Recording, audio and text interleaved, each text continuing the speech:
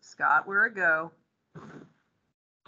Scott Kruger, Environmental Health Registration Board meeting is convening at 9:07 a.m. on September the 20th. Could you speak up a little bit, Scott?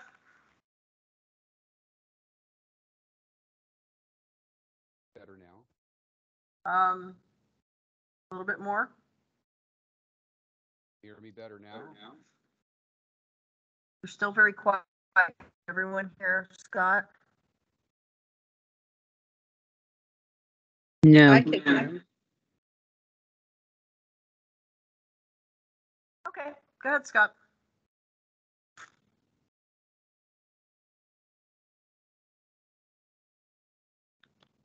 Environmental Health Registration Board meeting is convening at 9:08 a.m. on September the 29th, 2023 at the Health Licensing Office in Salem, Oregon by telephone conference. I will now call roll. Scott Kruger is present. Rhonda Robb. Present, Rhonda present. Bonnie Simpson. Simpson present. Sean Roche. Present. Eric Lamb. And Jesse Leno. Lanu present. Thank you. Members, when you wish to speak, please state your last name for the record. Board members are asked not to use the chat feature during meetings. Public members wishing to speak must first sign in on the roster sheet available. For public members calling in on the public phone line, please email Carrie Edwards at Carrie, CARRIE.Edwards, EDWARDS at OHA.Oregon.gov and provide your first and last name. Public and interested parties feedback may be heard during the public interested party feedback period if indicated on the agenda. Everyone is asked to use appropriate language, manners, and protocols when conducting board business. The meeting is called to order. Fantastic. Thank you so much, Scott. The first thing we have is the approval of the agenda. So what I will need is a member to say I approve the meeting. I need a second. And then Scott, if you would proceed with a roll call vote, and don't forget to include yourself. This is Simpson. I approve the meeting agenda. Yeah.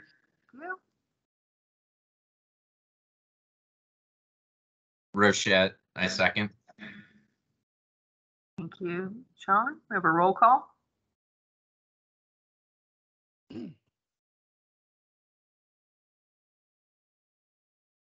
Scott Kruger, aye. Rhonda Robb. Rhonda Robb, aye. Bonnie Simpson. Aye. Sean Rochette. Aye. Eric Lamb. Lamb, aye. Jesse Lenu. Lanu, aye. Fantastic. Very good. So the next we have is introductions. And Jesse, if you would like to introduce yourself, and then we can, Scott, if you would go next and ask everyone on the board to kind of identify themselves for Jesse, and then we'll do staff. Okay, well, my name is Jesse Lanu, and I am a public board member. I don't have a lot of experience in environmental health, but I have a lot of experience with federal government and the rules and regulations. It all sounds a lot like the federal government to me. I'm on a learning curve, especially with Microsoft products. But a little bit of my background, I have posted my biography for everybody to read. It's on the website, so I don't really have to go into much of that. Just saying that my last job was with the Transportation Security Administration as an intelligence analyst, and I worked at the Oregon Titan Fusion Center in Salem. And I retired in 2012. So I've been living my life of almost luxury out here in Western Oregon. And if anybody has any questions about me or my background or anything else, please don't hesitate to ask. Thank you. Nice to meet you.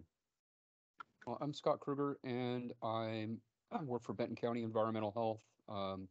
I just finished my 18th year, and I'm acting in capacity as the environmental health manager and working towards applying for that position. So there's a lot going on in my world right now, and pleasure to see you. Thank you. Rhonda Robb.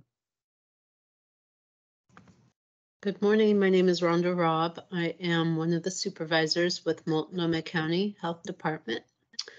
We do inspections for food trucks, restaurants, daycare, healthcare, etc. I've been with the county for over 10 years, and prior to that, I was over in Bend with Deschutes doing inspections over there. Nice to meet you. Bonnie Simpson. I'm Bonnie Simpson. Jesse, I'm so happy that you are here. We're happy to have you. I am the communicable disease program manager for Jackson County, but I am an environmental health specialist. I've been an environmental health specialist for 23 years, and I've been with Jackson County for 12 years. And that's it. Sean Rochette. Morning. I'm Sean Rochette. I think I've been on this board now for a year now. And I am as of this month, the statewide onsite wastewater program manager for the Department of Environmental Quality. I'm a registered wastewater specialist, and I am located in our Bend DEQ office. So welcome, Jesse. And Dr. Lamb. Hi, good morning. Eric Lamb, family physician in Baker. Been here 21 years. I've been on this board for about a year as well. I also serve as the Baker County Health Officer and am the Baker County Medical Examiner. Thank you.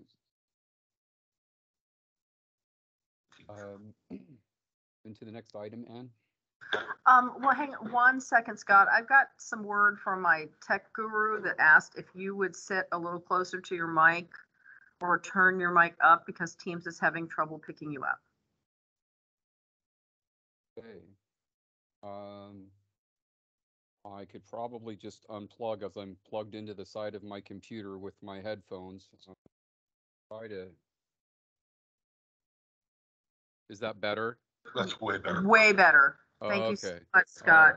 Right. There we go. Okay, so we're going to continue with introductions. I'm Ann Thompson, the policy analyst for environmental health. We also have on the line, we have Tina Russell, who's our licensing manager. Would you like to say hi, Tina? Good morning, everybody, and welcome, Jesse. Tina's going to be working with us. And we have Nathan in the room, who's our tech guru. Greetings. We have Derek Foltz. I believe he is on.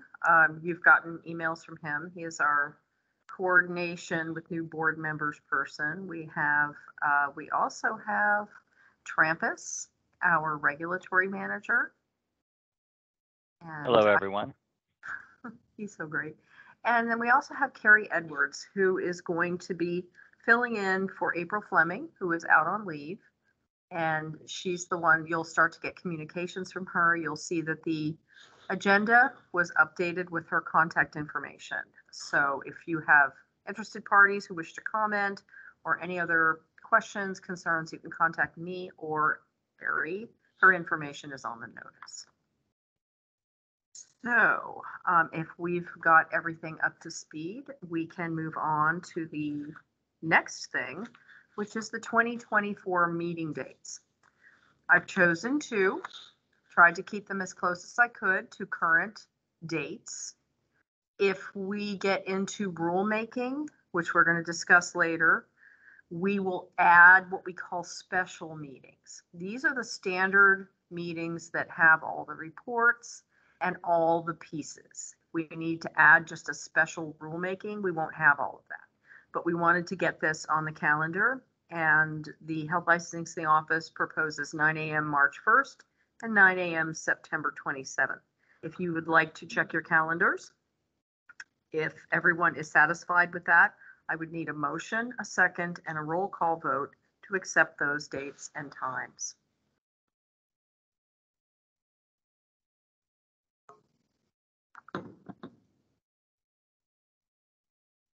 Simpson, I motion that we accept the times that are proposed. And dates as well. And dates, yes, times and dates as proposed. Thank you so much. Do I have a second? Lanu, I second that motion. Okay, we Scott? have a motion and a Roll call. second. All those in favor say aye. Scott Kruger. One at a time. Yeah, okay. Scott Kruger, aye. Rhonda Robb, Aye. Bonnie Simpson, Aye. Sean Rochette, Aye. Eric Lamb, Jesse Lanu. Lanu, aye. Perfect. Thank you so much. And so we move on to our next item, which is choosing the chair and the vice chair for 2024. We currently have Scott Kruger as the chair. We have Bonnie Simpson as the vice chair.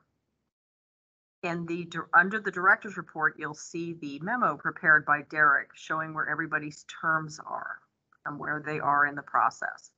Scott his term expires in June of 2026, and Bonnie Simpson, her term expires in June of 2027.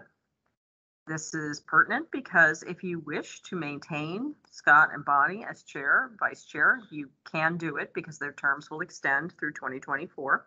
You don't have to. We have Sean is good until 2026, Rhonda Robb through 2025, Eric Lamb through 2026, and new member Jesse through 2027. So all of you could technically serve as chair or vice chair. So now I open the floor for conversations about 2024 leadership.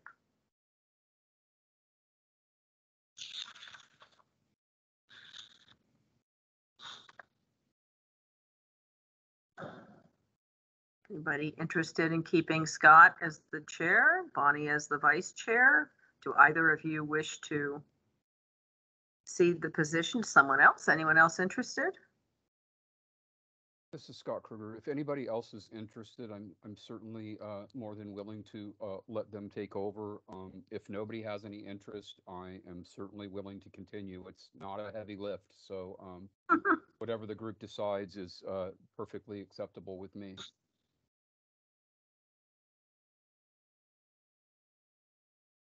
Bonnie, would you be okay with continuing to serve as vice? Yeah, I'm fine with that. But Okay. I also am happy if somebody else wants to do it.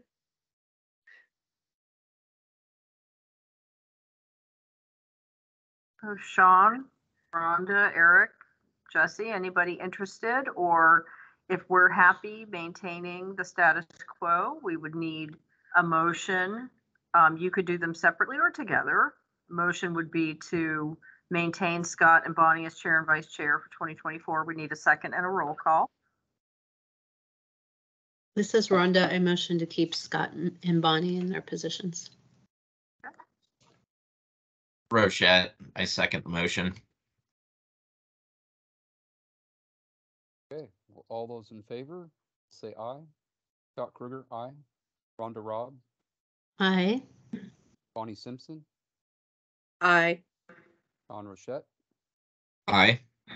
Eric Lamb, Aye. Jesse Lanu. Aye. Perfect. Fantastic. So I've kind of done some spoilers for the director's report.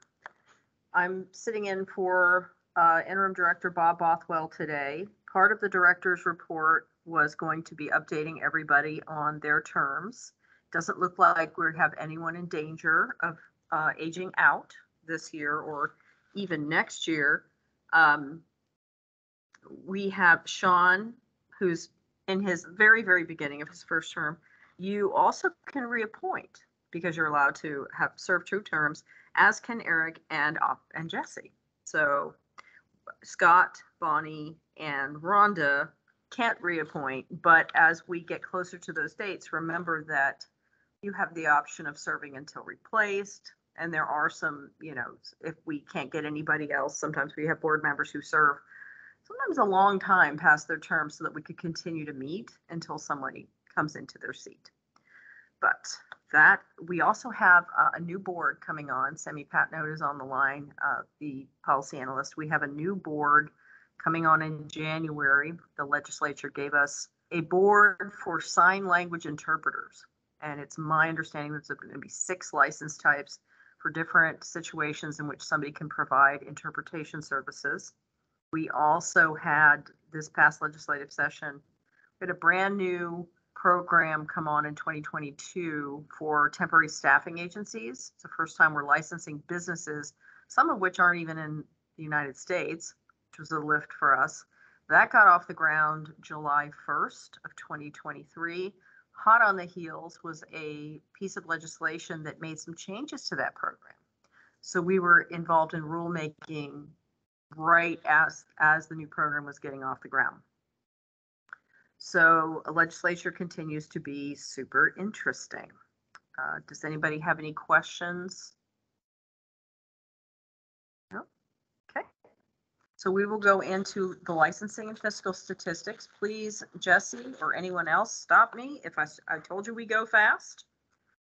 So we sort of track for our board members just how are things going? Who is getting licensed? How many licenses were being issued? How many renewals and how they're doing it? So the first slide is licenses issued. It's split into environmental health specialist and environmental health specialist trainee. And the numbers aren't huge, but they are steady. The environmental health specialist renewals, most people do it online. Jesse, we offer most of our boards a discount if somebody renews online because it's quicker for us. We can pass the savings on to them, and it's just a much more simple process than getting paper, having to open the mail, having to make sure nothing got rained on or smeared. And we encourage any board that does have the statutory authority to renew online to do so. Wastewater specialist renewals, as Sean knows, he's a member of an extremely elite group. There's 9 of them total in the state. For the longest time, there was 8 with 1 trainee. Now we have full 9. Again, numbers aren't huge, but when you have 9, that's what you have. Age and gender and environmental health specialist, it's interesting in that you have to have a certain amount of education and experience. And so that's going to push you out in the age range. But to me, it's really interesting that it's such a perfect pyramid with people right in the middle at 42, 49, and then it slacks off. I know some board members in the past have been concerned that we don't have more young people entering the field. And that's not something the board can do, but it's certainly something we keep an eye on and something that we are looking at our licensing processes to try to make sure that everything is as expedient as it can be. The next slide, wastewater specialist. I have never seen a slide this equal ever. We have literally 1 male, 1 female in each age group until you get to 66. The licensing trend slide. This particular profession does not have a lot of growth, but you're also not descending in a terrible way. So pretty steady. Any questions? Well, so then we get to the fiscal slide. And this often has a lot of questions associated with what it means. I mean, Jesse, obviously, with your experience, don't have to do a lot of explaining, but as I mentioned in your orientation, boards keep their monies separate. How they all contribute. If you look at the bottom, the shared assessment is what each board pays to maintain the office.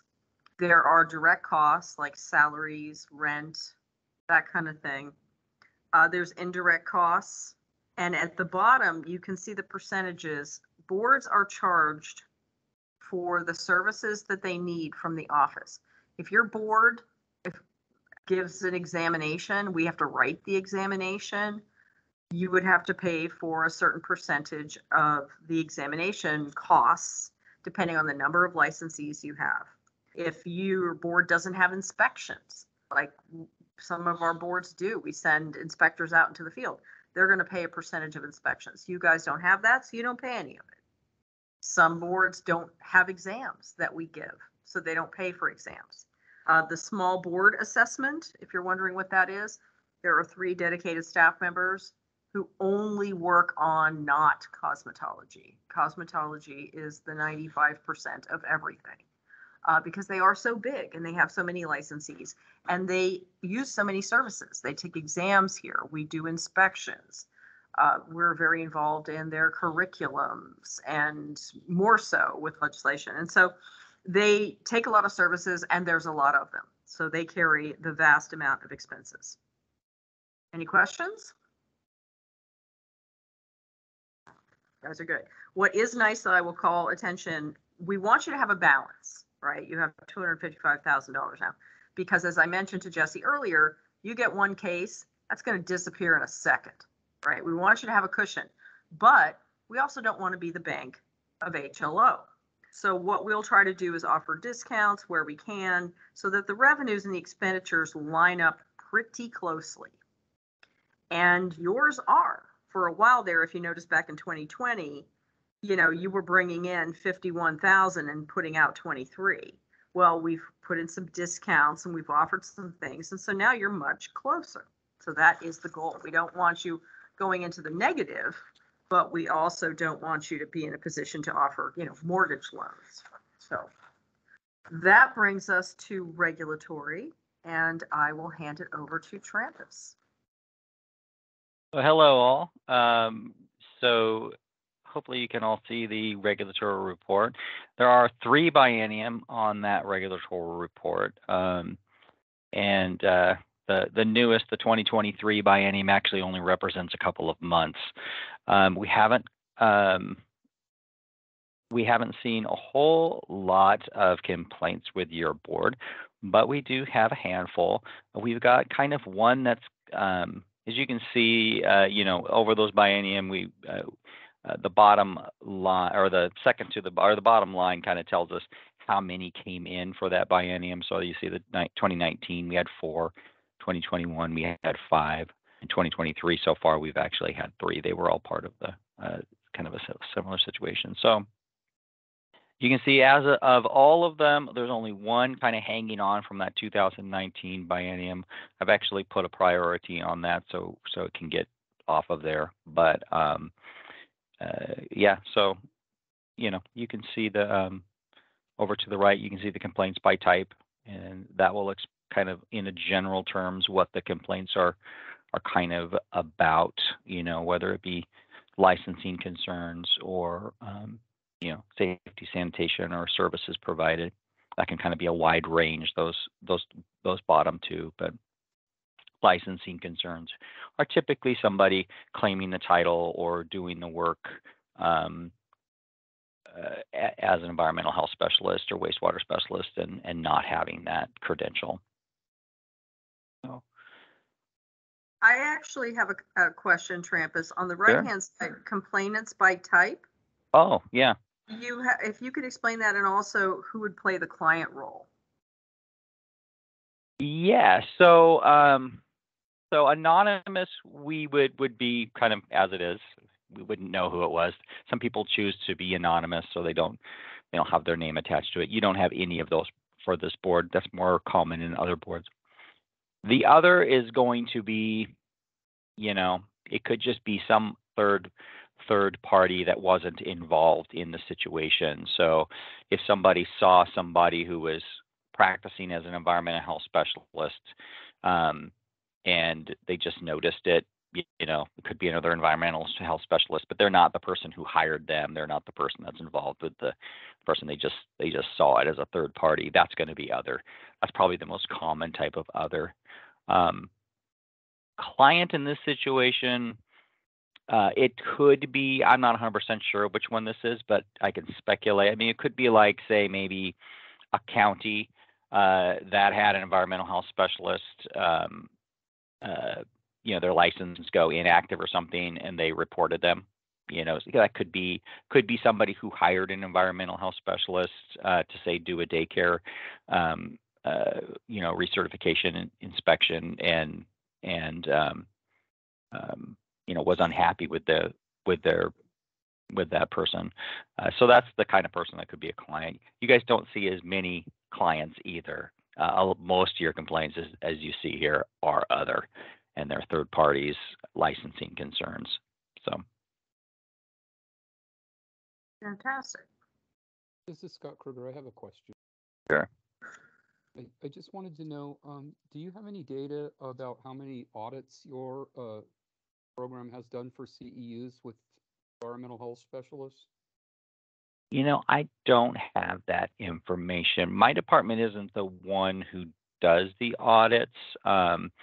We only get the audits if we do if a continuing education audit is conducted, and the person isn't in compliance with the continuing education audit, then it comes down to regulatory, and we would do, we would take whatever action we need to do. Sometimes there's a penalty, like a civil penalty. Sometimes if they're out of compliance and they don't have the proper CEs and they attested to it, and they haven't gotten right with that situation, they could be suspended until they do. But I don't think we've had any for your group in my memory that we had to do that with. Thank you.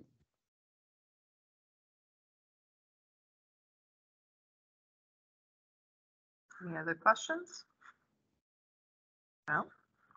Right. Well, thank you, Trampus. Well, Okay, so today we're going to get into the policy discussion, which today is sort of introducing you to what's been going on behind the scenes and starting to kind of get your minds turning. Over time, and we've heard this from the board, and Tina deals with this and her staff on a daily basis. The way our rules are written and the way that your statutes are written, that getting an environmental health specialist registration or a trainee's license registration can be sometimes challenging, is the word I would use. And some of that comes from your statutes, which I sent out with materials, or Carrie sent out with materials, so that we can start kind of talking about beginning rulemaking at the beginning of 2024 and some of the potential issues to be discussed. Now, what we're doing right now, we have taken a deep dive into your rules and your statutes. And there are some restrictions in your statutes that, and we've mentioned this before, can make getting people into the profession challenging. I had a conversation with a person at NEHA, a credentialing specialist, who said that the way our statutes are written, she laughed and said, I don't know how anybody would qualify. So one of the things we're doing is I want to let you know that if anybody is planning, we can't bring legislation forward as the health licensing office. That's not our role.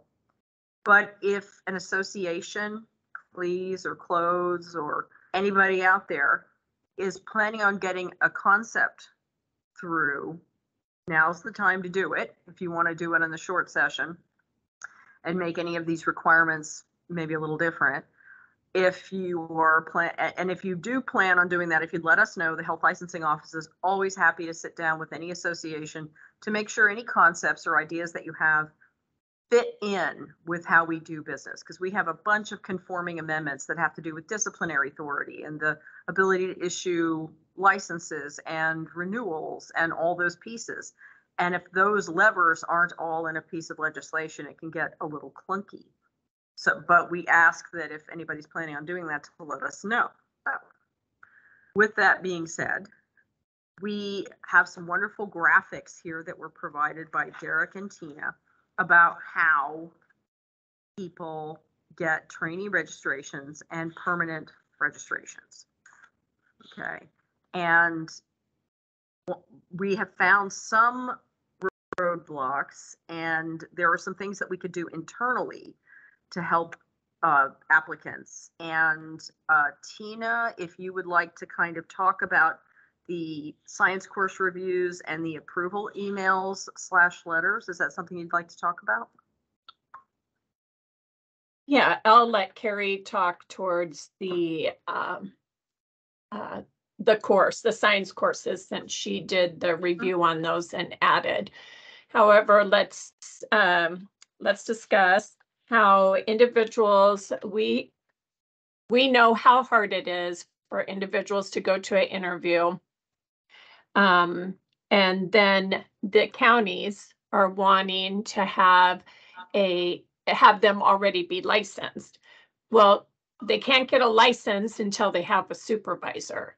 So what we've decided to do in-house is, if you have individuals that are going to interview, they can send their transcripts and application to our office prior to their interview and have their courses looked at. And if they qualify to become a trainee, we will then send them an email telling them that everything is good and that they qualify to be a trainee, and they can take that email with them to their interview.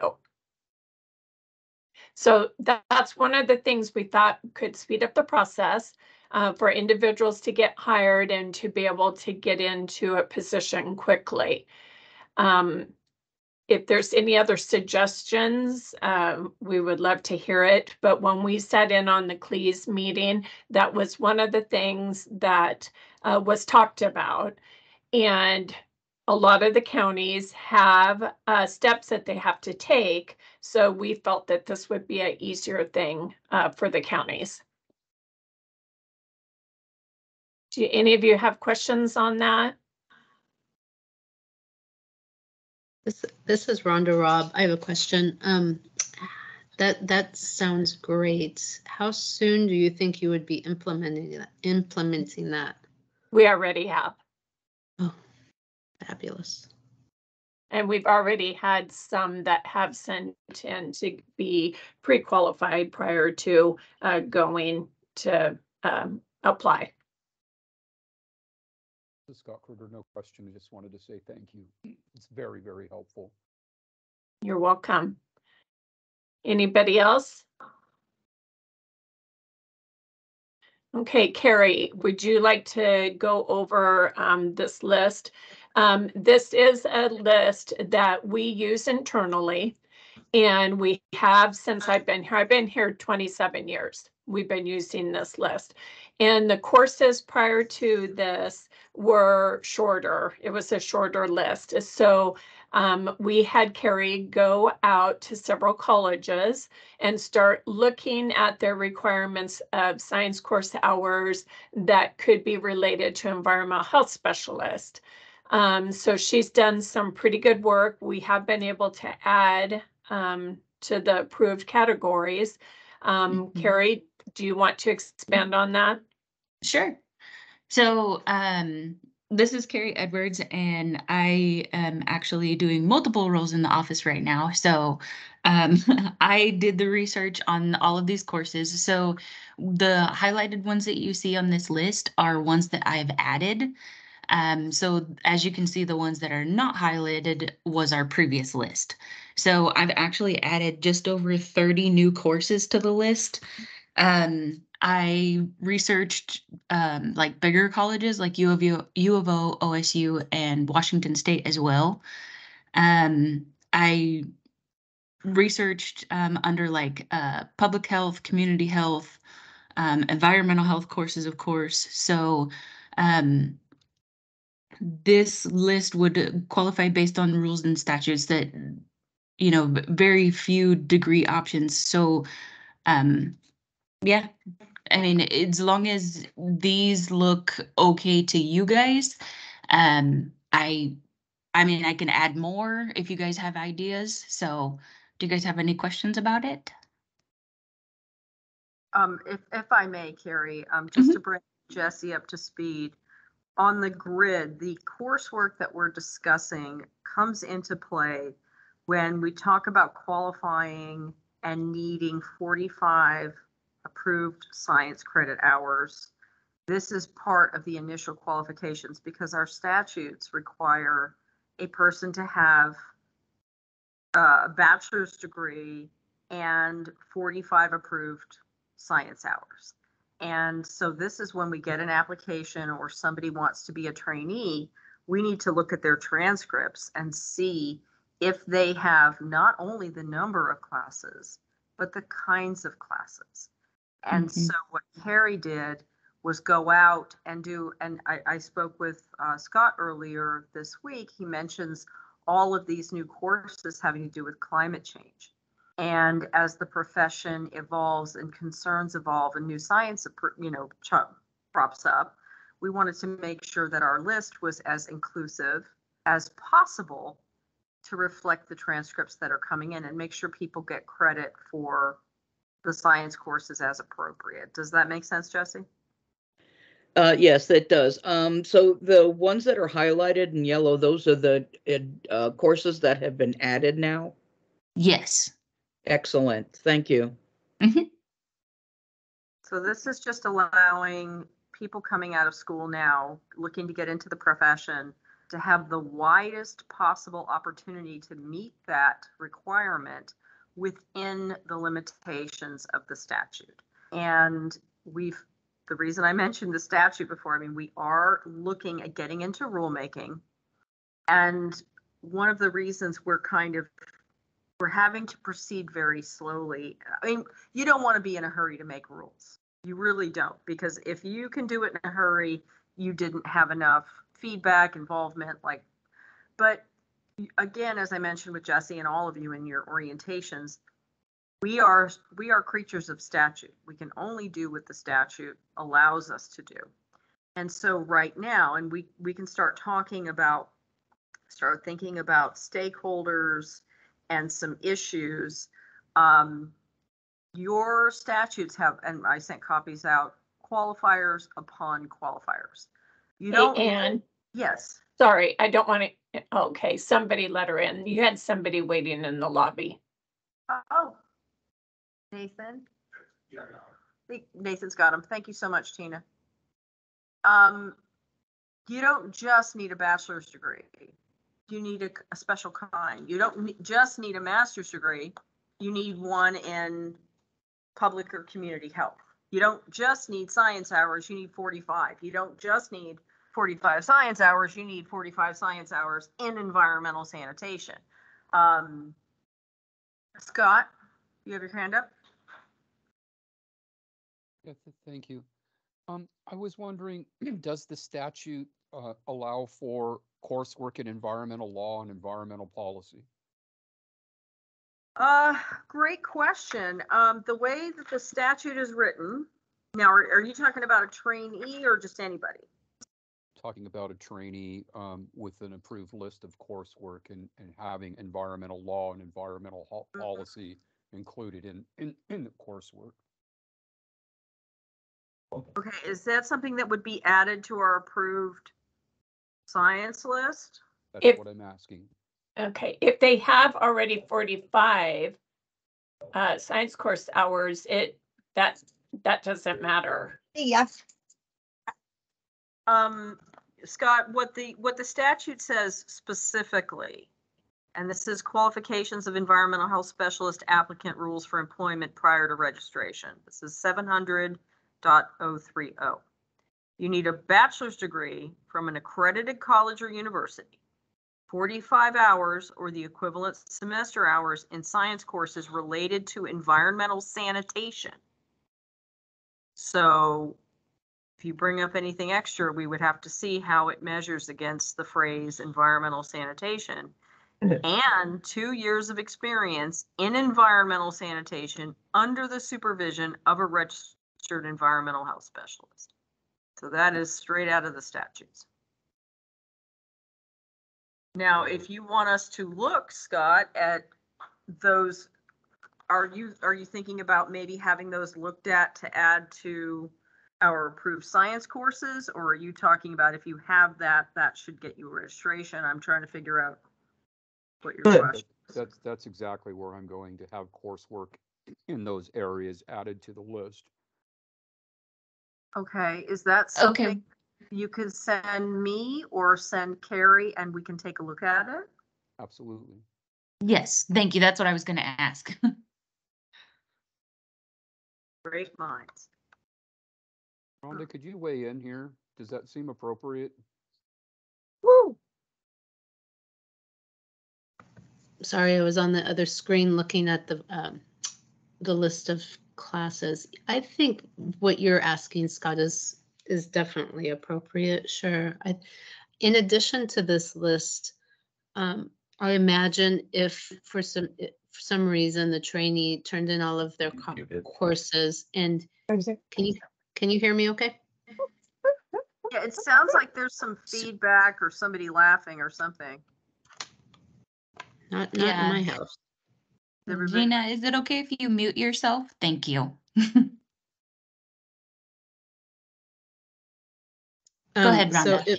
sure. So if a trainee turns in their coursework and for some reason you decline, you say that their 45 hours do not meet any of these listed credentials, they could still come back to you and we could argue that their coursework is applicable. Is that accurate?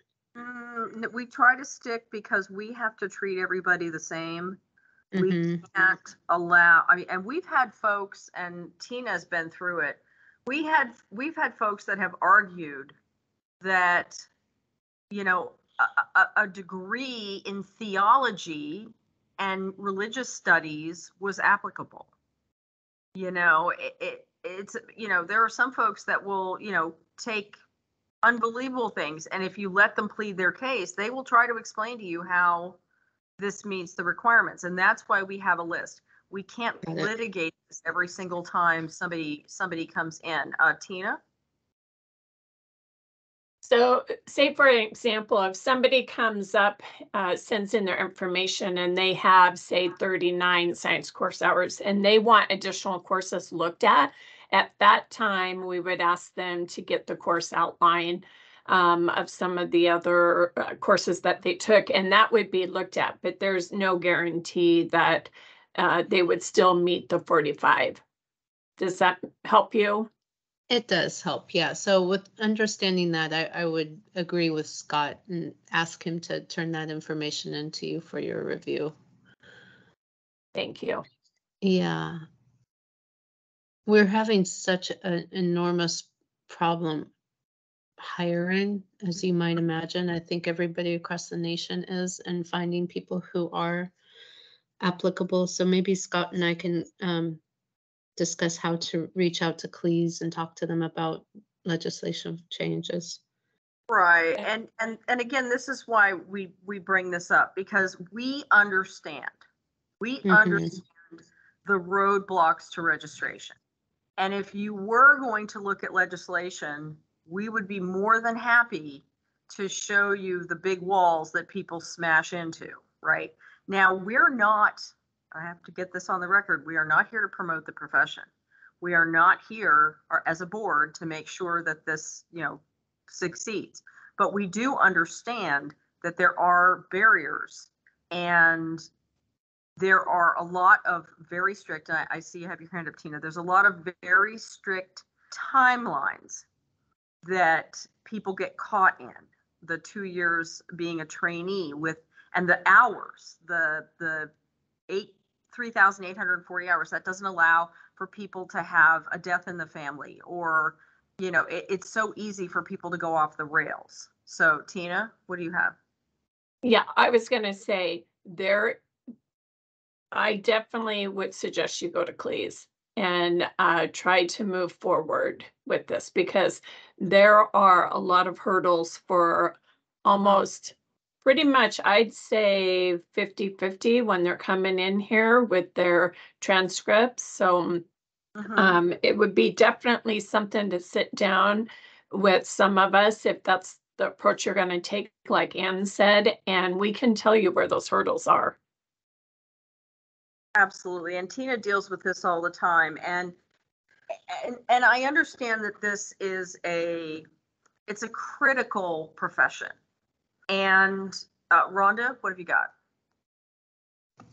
Sorry. So you would meet with us once we've met with Cleese to tell us what those hurdles are? Is there any way you could tell us briefly what those hurdles might be now? Well, that's what I was going to get into, but I wanted to Okay. make sure if you had any supplemental. So, and one of the things that we're doing right now, and I have to be careful kind of what we say, but we are doing a really deep dive into the statutes and trying to see what we can work with and what is in stone. The statute says 2 years.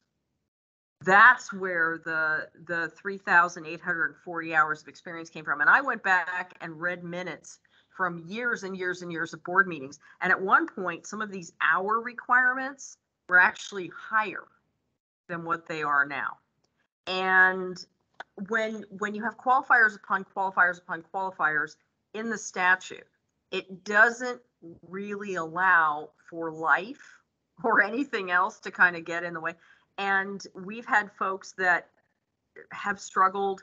They got their trainee license. And I mean, there might be some things in rule, and we're still trying to figure this out. We're trying to figure out what we cannot negotiate on in statute. When it says 2 years, we talked about this in orientation. What does 2 years mean to the statute? Is it literally 2 years?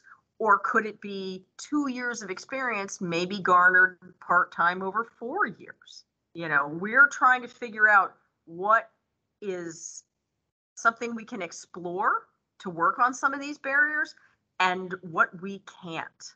And what we would do is, if you get with an association, right now we're exploring all the roadblocks and which one of them can we perhaps mitigate and rule, and which ones are we stuck with? We're doing a deep dive on our side, but we are more than happy, either the director or Tina or all of us together, to sit down and say, this is where people are getting stuck. We say 2 years in rule 3,000, and that was defined as 3,840 hours of experience. We've had folks who got their trainee license, didn't realize the clock was ticking from the second they got their registration, trainee registration, and they didn't start their job for 3 weeks. So right away, they're behind that 3,840 hours. What if their full-time employment is only 38 hours a week or 36 hours a week because the county's cutting back? Well, they can get an extension. But if their trainee's license lapse and you don't have continuous uninterrupted extensions, you're now stuck. You get to the end of your 2 years and you try to take the NEHA exam and you don't pass. Well, you can't work without a trainee license and you can't get a full registration without your NEHA exam, and now you're stuck. It just goes on and on. Tina? Rhonda had her hand up first. Thank you.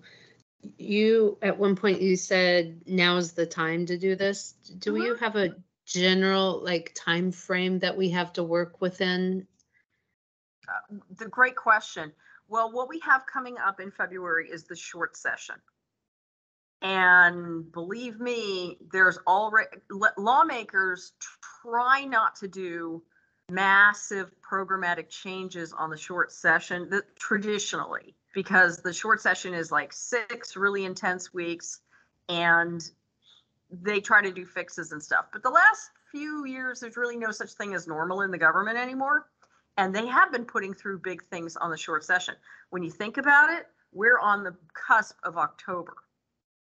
Legislative opens up in February. So right now, people are bringing their concepts. to legislators, because the legislator has to get on board, and then it has to be drafted by the legislative council. And so the sooner the better if you want to get in on the short session, because time is short. But if you wanted to take the long view and look at the long session in 2025, then you have a little bit more breathing room, and you can sit down. You could sit down with us. I mean, we're happy to sit down with Cleese or Close anytime. Sit down with us, talk about all the issues while we're kind of working in the background to see, like Tina came up with the pre-approval letters, and we're going to look at rulemaking in the spring to see what barriers we can address in rule based on what our statutes say. If you want to go to the 2025 session, you have a little bit more breathing time, but the sooner the better, because what time feels like as an individual versus time at an agency versus time at the legislature, it's very, very different. I mean, I think Oregon Health Authority is working on concepts for 2-3 sessions down the road. Tina? Yeah.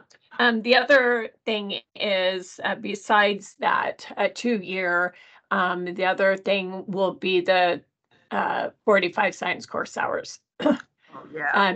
And I would take a look at all the other states, because when you're going through NEHA, you only have to have 35. I'm wondering if we're not the highest when it comes to science course hours. So that's huge, and it's huge. It's caused a lot of problems for us here. And do you want to add to that, NEHA science course hours? Yeah. Also, one other thing, if you look in your statutes, the statutes are going to be where you want to go, because in the statutes, it says that you can approve a national association. All of the individuals that apply have to go through NEHA to take their exam. Some of them get a registration through NEHA, which the registration is, they have to renew, they have to have CEUs, and there is a disciplinary authority under them. So that's another thing to look at. Gosh, I don't have the statutes open, but yeah, we could go on and on and on about where these flaws are in here and what really needs to be looked at. But that's a huge one right there. Yeah. Scott, what have you got? I just wanted to say, or what I think I hear you saying is words are important, and we know when we're looking at statute, like words like shall and may become very relevant. And in this case, specifically with the 2-year timeline, it sounds like you're looking at potentially language like continuous versus cumulative. Did I understand that correctly? Well, I'm trying to provide information in a very cautious way, because as I mentioned in Jesse's orientation, words matter enormously. And if the word is not defined in the statute, it says for the purposes of this law, 2 years means contiguous, without it, we use the Merriam-Webster's dictionary, which the one at the DOJ is like 40 pounds and has a spotlight on it. We go by the dictionary definition of the term. What we don't know, and this is something we're exploring, is what does 2 years mean in that statute? We all know what 2 years means, but does it have to be buzzer goes off now and it is uninterrupted, seconds leading to minutes, to hours, to years, and then at the end of the exact 2 years, the ball drops in Times Square and boom, you're done? Is that what it means? Or is there some flexibility there, not on the 2-year point, but in the envelope the 2 years might come into? Does it have to be 2 years start to finish calendar? Or can it be 2 years equivalent, however long it takes you to get there? These are the questions that we're working with our internal partners to try to figure out. Because when we get into rulemaking, and we've talked about this before, there's things that we can't do anything about. Like literally, if our DOJ partners and all of our research comes up with the legislative intent was that this is what 2 years means. And that doesn't reflect today's world and today's employment and today's staffing availability. And that doesn't make, maybe it made sense when the statute was created, or maybe the folks who got it through thought it would end up being something else. And unintended consequences is something that we all live with every day. You know, I have a program that just got started in July. They thought that they knew what it meant, but they weren't looking at it like we were. And we're like, you think it says this, but it really doesn't, right? So maybe when the folks got this statute through, they had intents, or maybe the world looked different than it looks now. And so, you know, that's what we're trying to figure out is, with all of these restrictions in the statute, what are we stuck with? What do we maybe have some, just maybe some options for some words around it?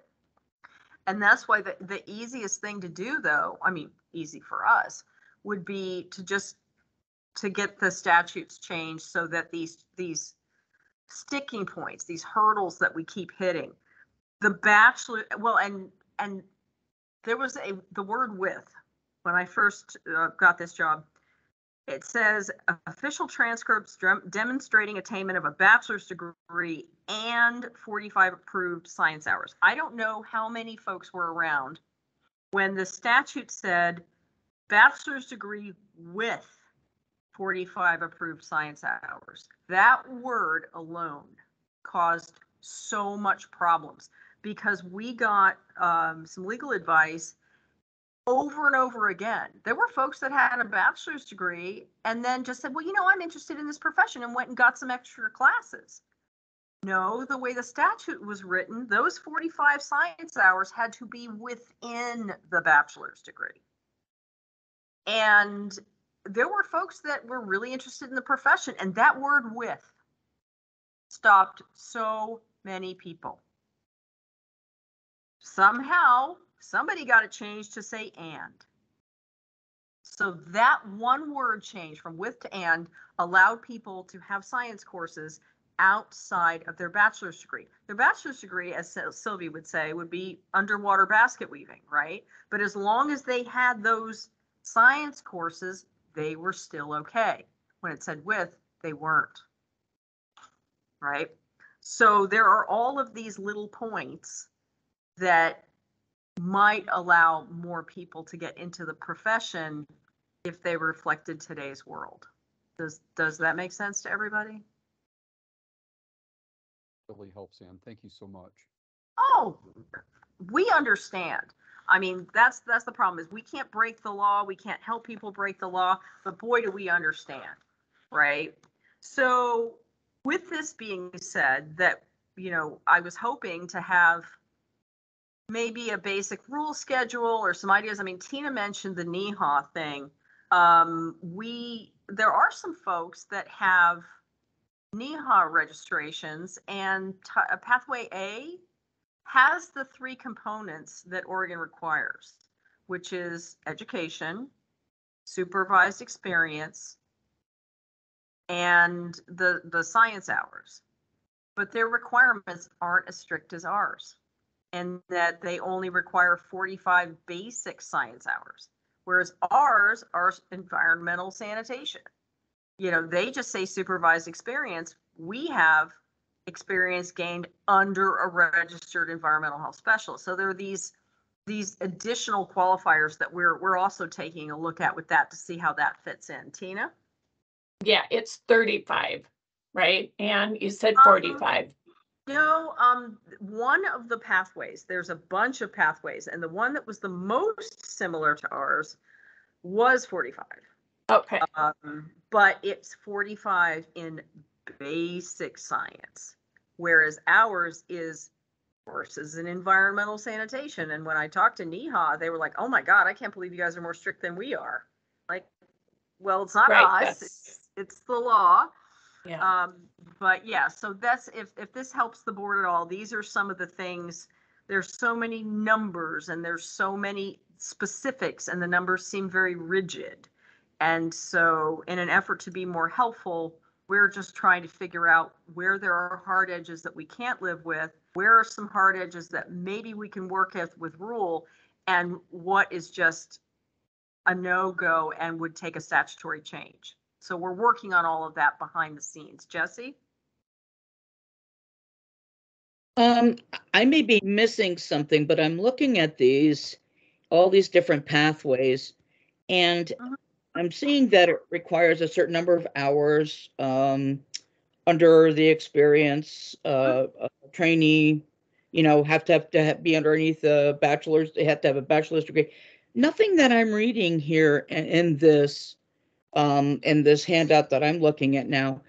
It talks about how you have to have 3,840 hours of experience, 1,920 hours.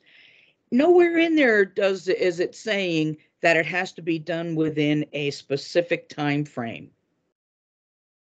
It's in the statutes. That's what I'm missing. I don't have that to refer to, but I'm looking at the handout that I have here. Doesn't state anything about it needing to be done within. It says you have to have that many hours, but it doesn't say that it has to be done within a specific time frame. So I was wondering if that's just missing out of this handout, or if that's a change that is being proposed, that is being taken out of this. Oh, Jesse, thank you so much. There are some additional, and I believe you were sent this statute. The trainee rules, a lot of them are actually outlined in statute. 700.035 says a trainee has to have a bachelor's degree in at least 45 quarter hours or the equivalent semester hours in science courses related to environmental sanitation, or has at least 15 quarter hours or the equivalent in science courses relating to environmental sanitation, and at least 5 years of experience in environmental sanitation or related activities as determined by the board under the supervision of a registered environmental health specialist or a person possessing equal qualifications. A person may not be registered as an environmental health specialist trainee for more than 2 years full-time employment in the environmental sanitation or the equivalent hours if employment environmental sanitation is less than full-time or 40 hours a week. This is right in the law. It says the office in consultation with the board shall establish by rule requirements for registration as an environmental health specialist trainee when an individual's date of employment precedes attainment of a registration.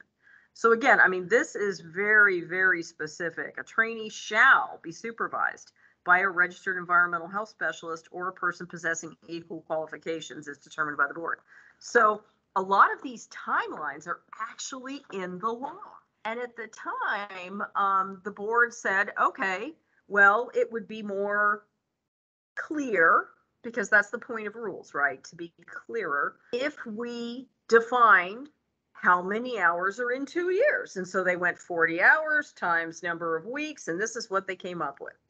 Now, if you have a master's degree in public or community health, not just a master's degree, but in public or community health, you only need 1 hour, and that's in the statute, of supervised experience. And so the board at the time said it would be clearer to actually do one year as 1,920 hours.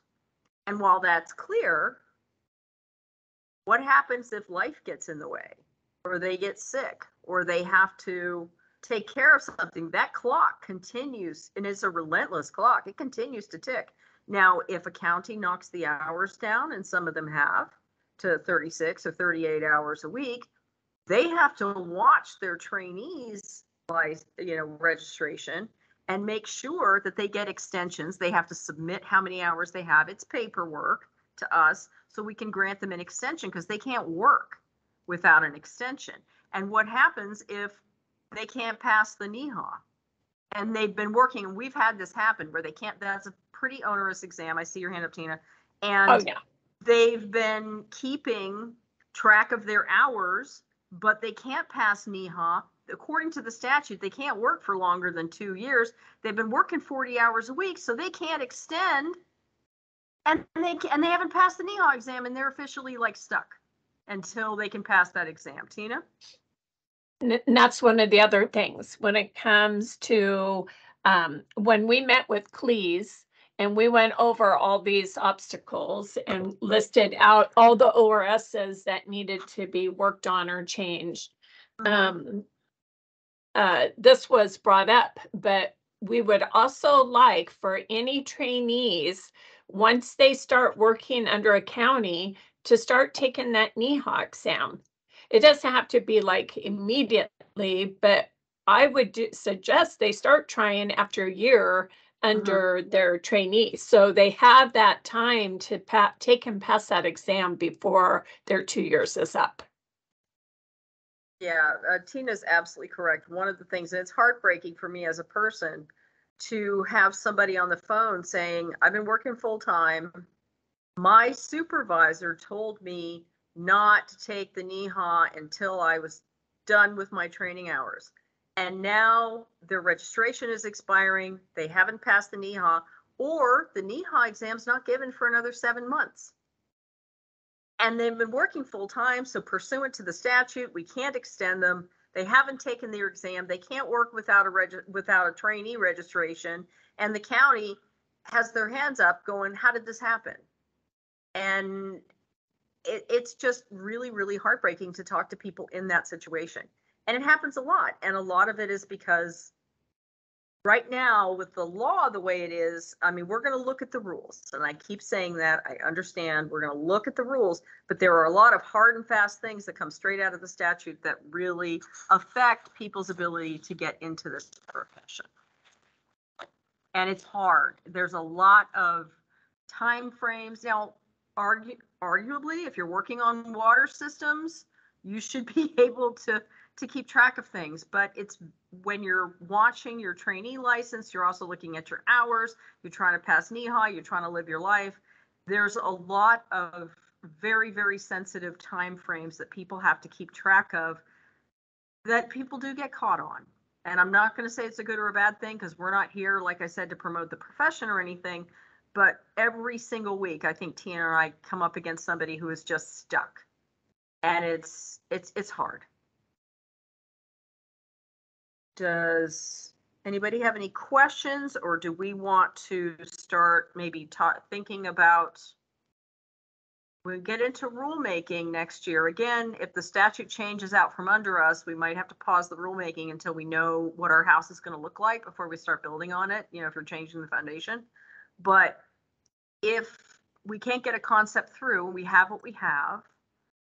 Going into the first quarter of 2024, we're going to get into rulemaking and see what we can do with what we have and kind of look at our rules, what still makes sense, what is still valid. I mean, these rules have had, we like put a discount in place, but they really haven't had a full shakeup in a number of years. And so that's what we're going to be doing.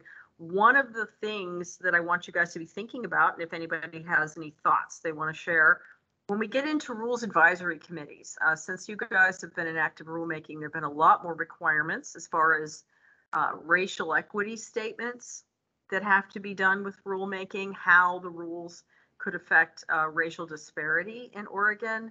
Also, rules have to be much more inclusive now. We have to think about not just who will be affected by the rule changes, proposed rule changes, but who could be. And using that, we start gathering potential groups that we would want to bring to the table for rules advisory committees.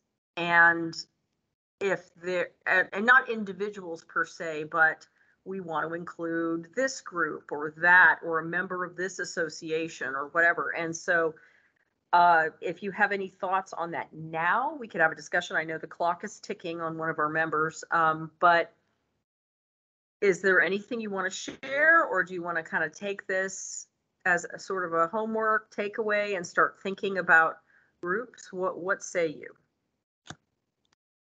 This is Scott Kruger. I think it's about time, actually. I can't remember.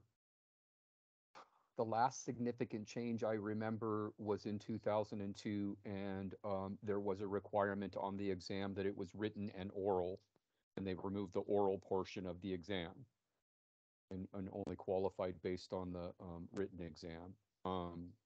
But other than that, I mean, other than, some things that we've done with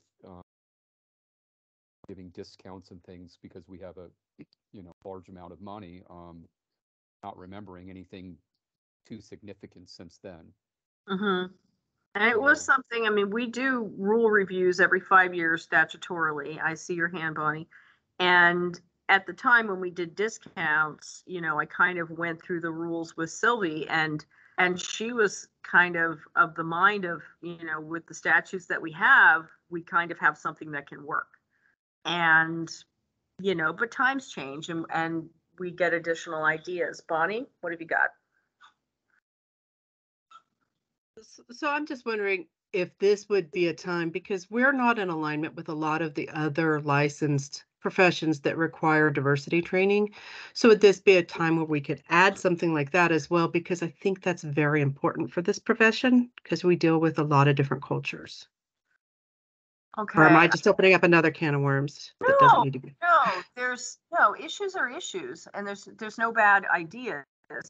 One of the things that I would have to look at, I know continuing education is dictated by our statutes, and our statutes say that required continuing education has to relate to the profession as it is defined. Now, some professions, additional bills, 2011 was one of them. A bill came through that listed about 17 boards, the medical board, 4 or 5 from us, the respiratory therapy board, polysomnography, licensed dietitians, and specifically called them out. Remember, I said we can only do what we have the statutory authority to do. These additional bills that came out required the named boards, of which you were not one, to impose a cultural competency, continuing education. The cultural competency courses had to be either taken by or meet the skill sets approved by the Office of Equity and Inclusion. Your board was not included in that. So what I'm saying is, if you want to add, because again, we are bound by what our statutes define continuing education as. And since an additional piece of legislation didn't include you in those requirements that are outside, literally, I mean, if you're a tattoo artist, your continuing education would have to do with tattooing, safety and sanitation, the very nuts and bolts of the profession. If you want to add something like that, that would have to either be brought in on your legislation or another bill that would supersede what continuing education is defined for environmental health right now. Does that make sense? Yes, it does. Thank you. We had a board, the hearing aid board, wanted to impose continuing education and cultural competency, because as we become aware that we're all different, more and more professions want to get on board with this, or they have to take a lot of it at their national association to keep their certification up, and they want that to count for something. And if they can double dip on that, that's great, Unfortunately, continuing education is defined as, relating to the profession specifically. If you want extra requirements, you could put that in a statutory change, or you could see if you could get environmental health added to the statute. It was House Bill 2011. Let me see where it is now. What you could do is find that statute, because it starts out with a House bill. And then when they integrate it into the big book, it's called codifying. They give it a number, the six-digit number. And you could see if you could get environmental health added to that list of cultural competency, professions that have to have that. Does that make sense? It does. Thank you. No problem. Any other questions? Now, do we want to think about stakeholders for a rules advisory committee, or do we want to kind of take what we've digested with 9 minutes to go, and because we still have to do public interested parties feedback and other board business? So how do we feel about our policy discussion right now? I know we've covered a lot of territory, and I wish I had more specifics for you, but I don't want to promise something I can't deliver, you know? And there's just so many unknowns right now. This is Scott Kruger. I appreciate that you've gotten us this far. This has probably been one of the more robust conversations we've had in a while. And I believe that we should start collaborating with the Cleese group because they're going to have a lot to say. And so I think that that's a good place to start and at least have some people from Cleese on a RAC committee. Oh, absolutely. Cleese, yeah, no problem. Absolutely. And really, if you get with Cleese and they want to sit down, I mean, we are bound by the public meeting law. We can't really get into anything that's not on the agenda. And, you know, getting into the conforming amendments, when you get into writing legislation, so often you think you know what's there until the bill comes out, right? We had a profession that got a new licensing program. And when I went into a rules advisory committee, Scott, we realized that nobody would qualify. The way the bill was written, literally nobody would qualify for licensure because the people who put the bill through looked at it and thought it said something and it really didn't, right? So if you're looking at legislation, please take advantage of the fact we'll sit down with anybody and we'll say, here are some things, don't forget to include this, don't forget to include that. But as far as stakeholders go, please, absolutely. Is there anybody else that anyone can think of right now that we definitely want to have at the table? Tina?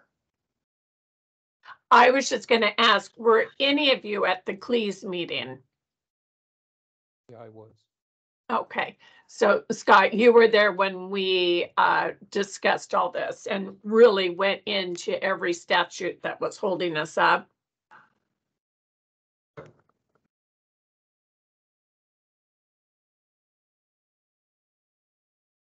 I'm sorry, I didn't know if you heard me, but yes, I was. Okay, great. And if you need another copy of what was sent and what was gone over, we can get that to you. That would be very helpful. Thank you. You're welcome. Absolutely.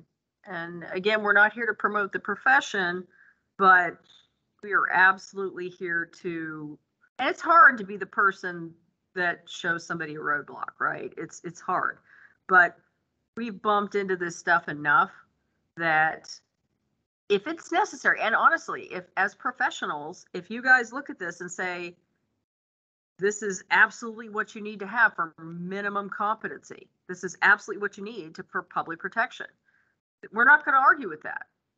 But if there's something that doesn't make sense in today's world anymore, we're happy to show you that too.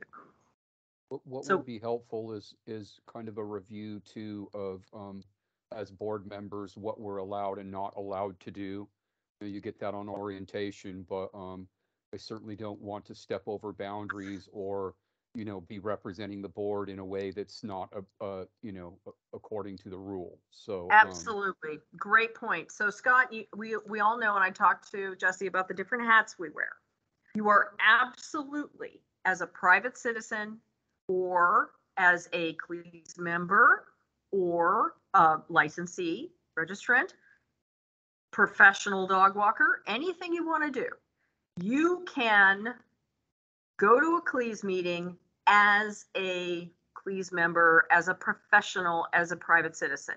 You cannot represent the board there. When you are in a Cleese meeting, you are wearing your Cleese hat. If you are going to a legislator on behalf of Cleese with a legislative concept, or testifying at a legislative hearing, or providing testimony in writing, the important thing is to right away say what hat you are wearing.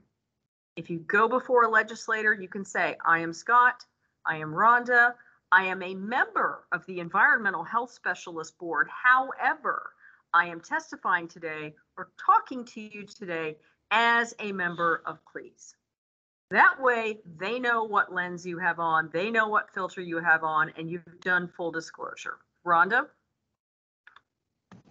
Thank you. Are we able to use this flow chart, these flow charts that you created and bring them to CLEAS? Absolutely. I don't have any problem with that. These are publicly documents. Derek did them along with Tina to show the steps and to clearly outline all of the requirements and the specifics on those requirements that people can get caught in. But yeah, absolutely, that's not a problem. And, you know, Sylvia, Bob hasn't had a chance to do it very much, but, you know, Sylvia, our former director, would go out and I know she spoke to CLEAS, maybe Close a couple times, and they kept asking, why is it so hard? Why does HLO have to be so tough about this stuff? And she would say, listen, we are creatures of statute and rule. This is what we have. You know, we're trying to educate, you know, because there's some things here we can't do anything about. Rhonda, you still have your hand up? Oh, hands down. Okay. Sorry about that. Not at all. Not at all. So, Scott, did you get enough information about what hat to wear in this whole process? Absolutely. Thank you. No, thank you for asking. It's always good to be reminded, and folks are on boards, not because they're lawbreakers, but usually because they are the A+ players, and the A+ players want to make sure they stay on the right side of the light. And we're here to help you. And if you're not sure, if you want to go to a meeting, if you've got a sit down with Rep Nose or whoever, and you say, you know, I have a concept, how would I address? What would I do? How do I stay on the right side? We're here to help you. If you're not sure, you call. If I don't have the answer, I'll get it for you. Okay. So I know we're running really short on time. Does anybody have any more questions, or can we go to public and interested parties feedback? Are we good? Okay, when we have more information, we'll be reaching out to you guys and maybe set up as soon as we have something to bring to you regarding what we found out with rules, legislative intent, as soon as we have all of that, we're going to throw a meeting together and just talk about, okay, this is what's in the grocery bag. This is what we have to work with. And hopefully by then we'll know if there's also a concept moving. So anybody have any more questions, or do you want to read us into public and interested parties feedback, Scott? Absolutely. At this time, the Environmental Health Registration Board will hear public interested parties feedback. Members of the public, please wait until you've been recognized. Once recognized, please state your name and affiliation to the board for the record. Have any public interested parties?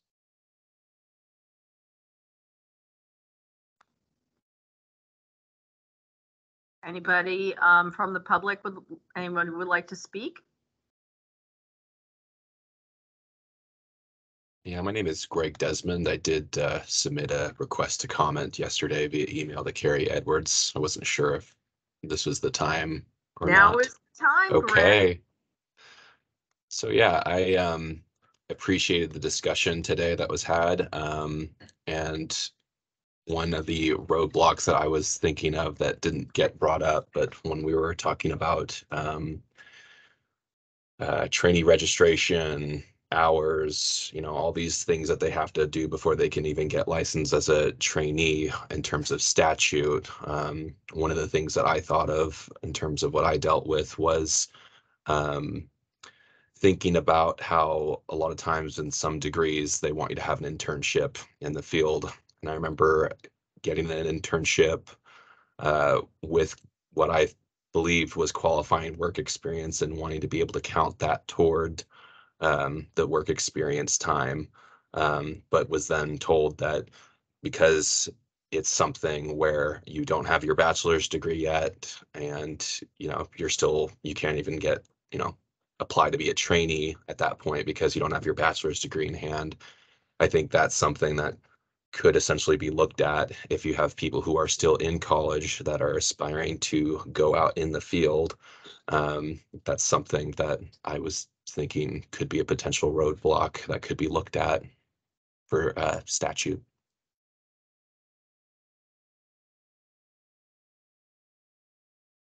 Thank you, Greg. Yeah, thank you, Greg. It's nice to hear from you. That's a great point. It's a very, very great point. And I know in our program that people are pursuing in the environmental health field and doing an internship, kind of have a dual track of doing special projects and or being uh, uh, putting them in a position to be ready to hire. And so that's a great thought, and we should bring that up. That is fantastic, Greg. Thank you for attending and listening in today. It's always great. Anybody else on the line for public comment? Okay, hearing none. So that brings us to other board business.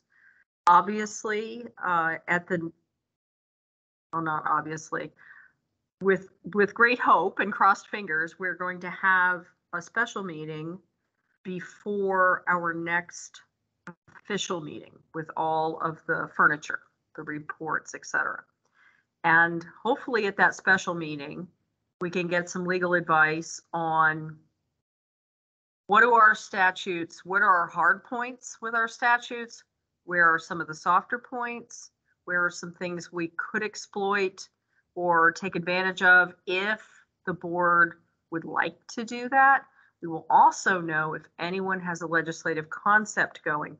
I will say it would be inadvisable to get into rulemaking if there's the potential huge change coming in the statute, because then that's going to be wasted effort and possible public confusion. So whenever we find out that we have something that's going to really change the foundation of the house, we're going to stop painting the bathroom upstairs, if you know what I mean. Because if the whole thing is coming down, we're going to wait to see what we have before we start rulemaking. At the spring meeting, at the special meeting, we would also want to get training from one of our partners on the requirements of 2993 regarding a racial equity statement, so that we can keep that in our mind as we move through the rulemaking process. Communities likely to be affected by the rule, how we want to engage with our partners, if we want to have listening sessions or rules advisory committees, or how best to reach the people that are going to give us the feedback we need going forward with rules, however it is they look. And then we'll probably have, if we get to that point, we'll have a rule schedule that we can give you saying, okay, here's because the rulemaking process has all of these times on it. I know, like, you haven't had enough qualifiers in your discussions today, but you have to have a minimum number of days for public comment. Things have to be filed in a certain way. And so when we have more of an idea of what we're going to be doing, we can map that out in a rule schedule, which you guys can also vote on. Anything else that we can have, if that you want me to have for the full board meeting that you voted on, I believe it's March, or thoughts for the possible special meeting in the first quarter?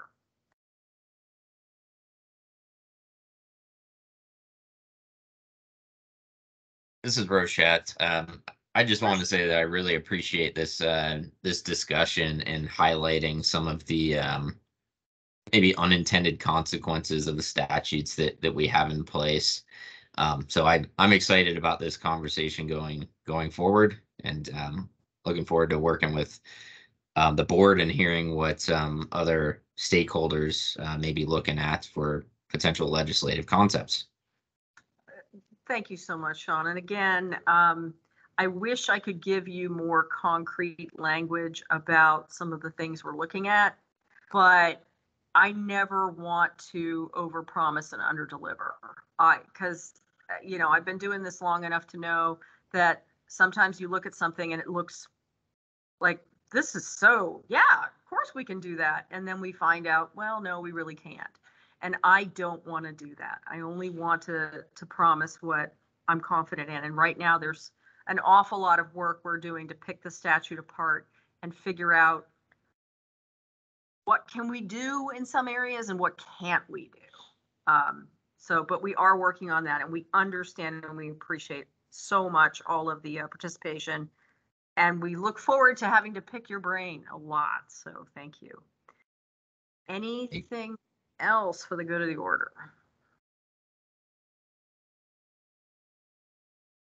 Oh, we're all so quiet this morning.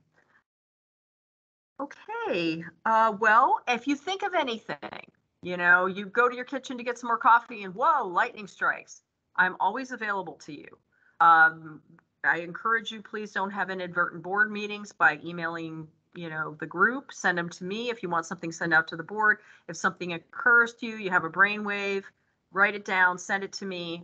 I am always available to you, and I'm always keeping track of things that you want to talk about, or I'm happy to go look at things for you. Just let me know, and or if Tina's always available too if you have any questions. If there's nothing else, Mr. Scott, you can gavel us out unless there's anything else. No? Okay. Hearing no other business, the Environmental Health Registration Board meeting is adjourned at 10:37 a.m. Thank you. Thank you, Scott. Thank you, Tina. Thank you all so much.